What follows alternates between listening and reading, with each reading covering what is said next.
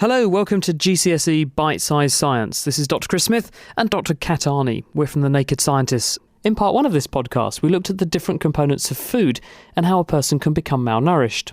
Now we're going to take a look at the science of how cholesterol and salt affect the body and what happens when a person overeats and becomes obese.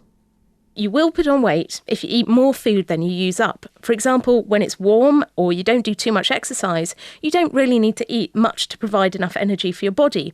But if it's cold or you've been exercising lots, you will need more food. Now, why is it bad to be overweight? Very fat people are described as obese, and being overweight or obese can cause various health problems. For example, it can increase the risk of diabetes, and this is an illness in which people have problems controlling the level of sugar in their blood. It can also cause arthritis or make an existing problem worse. And arthritis is an illness in which the joints become worn, inflamed and painful.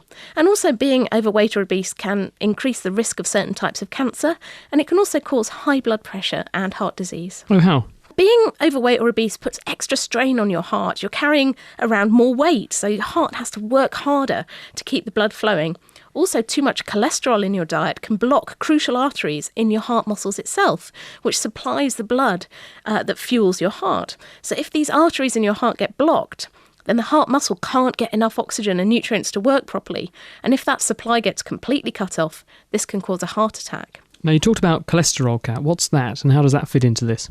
Well, cholesterol is a chemical substance that's found in our blood. It's made in the liver and we need it to help build the membranes that surround our cells. But we can also get it through foods in our diet, in foods such as butter or eggs. And if you have too much cholesterol, it can increase the risk of heart disease and can also cause blocked or unhealthy arteries. And there are two sorts of cholesterol, and we can think of them as good or bad cholesterol. What's the difference? Well, in our blood, cholesterol travels around attached to proteins, and this combination is known as lipoprotein. And bad cholesterol is actually low-density lipoproteins, known as LDLs. And these carry cholesterol from the liver out to the cells. And this can lead to fat building up in the arteries and causing blockages.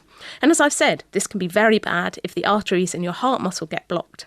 Now, good cholesterol is high-density lipoproteins, or HDLs, and these carry excess cholesterol away back to the liver. And this helps to stop fat from building up in the arteries. So how can I boost my levels of good cholesterol and reduce the levels of bad cholesterol? Well, vegetable oils have high levels of monounsaturated and polyunsaturated fats, and these can help to boost HDL levels compared with LDLs and reduce cholesterol in the blood. But animal fats like butter, lard, or the fat on meat can have high levels of saturated fats, and these can increase the bad LDLs and boost cholesterol. So it's important to try and get the right balance of these to keep a healthy diet. Can you not just pop a pill to sort this out? Well, there are drugs available called statins, and these can help to reduce high cholesterol and also bring down high blood pressure. But obviously, it is better to try and keep a healthy diet and healthy weight throughout your life. Now, you mentioned blood pressure, and I've heard that salt can also play a role in having high blood pressure. Well, you're right about that. And scientists think that too much salt in the diet can lead to high blood pressure. In turn, this can increase the risk of heart disease and strokes, which are blood clots in the brain. Now, that's all very well, but how do you get too much salt in the diet? And is this something you have a choice about? Well, salt is the common name for the chemical sodium chloride, and it's found naturally in quite a lot of different foods. And many people also like to sprinkle a bit on their food as well, but it's also added into processed food by manufacturers.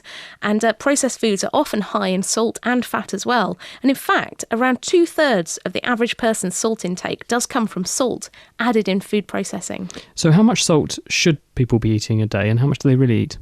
Well, on average, men in the UK eat about 10 grams of salt every day, and women eat about 8 grams a day. But the top recommended levels, no more than 6 grams a day, so you can see that most people are eating too much. And cutting down on salt in your diet is a good way to help reduce the risk of heart disease or stroke later in life.